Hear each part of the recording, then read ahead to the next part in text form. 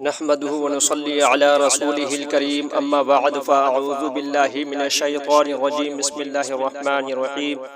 دوستو، سب سے پہلے رسول اللہ صلی اللہ علیہ وسلم کی بارگاہ بے کس پناہ میں درود پاک کا نذرانہ عقیدت پیش کریں۔ پڑھیے اللہم صلی علی سیدنا مولانا محمد وعلی آل سیدنا مولانا محمد وبارک وسلم۔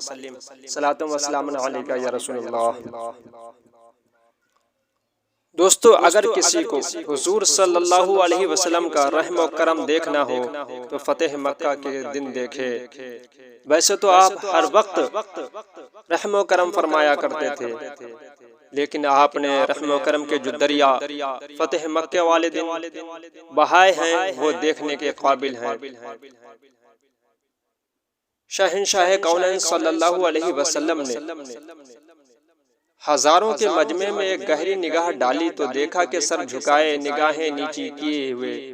لرزاں و ترسا اشرف قریش کھڑے ہوئے ہیں۔ ان ظالموں اور جفاکاروں میں وہ لوگ بھی تھے جنہوں نے آپ کے رستوں میں کانٹے بچھائے تھے، وہ لوگ بھی تھے جو بارہا آپ پر پتھروں کی بارش کر چکے تھے، وہ خوخار بھی تھے جنہوں نے بار بار آپ پر قاتلانہ حملے کیے تھے، وہ بے رحم و بے درد بھی تھے جنہوں نے آپ کے دندان مبارک کو شہید اور آپ کے چہرے انور کو لہو لہان کر ڈالا تھا، وہ اوباش بھی تھے جو برسہا برس تک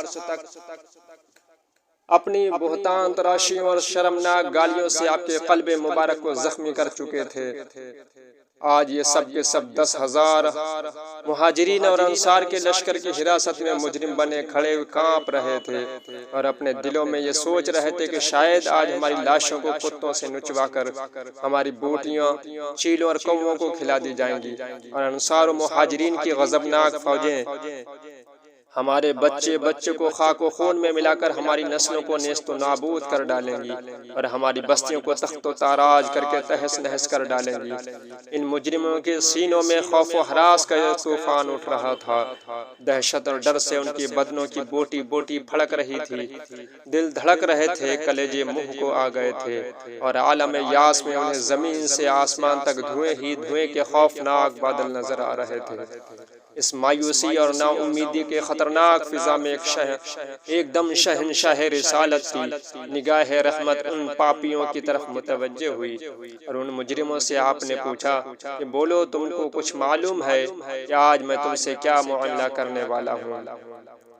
اس دہشت انگیز اور خوفناک سوال سے مجرمین حواس باختہ ہو کر کانپ اٹھے، لیکن جب انہیں رحمت کے پیغمبرانہ تیبر کو دیکھ کر امید وہم کے محشر میں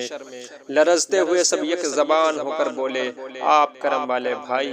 اور کرم والے باپ کے بیٹے ہیں۔ سب کی للچائی ہوئی نظریں جمال نبوت کا منہ تک رہی تھیں اور سب کے کان شہنشاہ نبوت کا فیصلہ کن جواب سننے کے منتظر تھے کہ ایک دم دفعتاً فاتح مکہ نے اپنے کریمانہ لہجے میں ارشاد فرمایا، آج تم پر کوئی الزام نہیں، جاؤ تم سب آزاد ہو۔ بالکل غیر متوقع طور پر ایک دم اچانک یہ فرمان رحمت سن کر سب مجرموں کی آنکھیں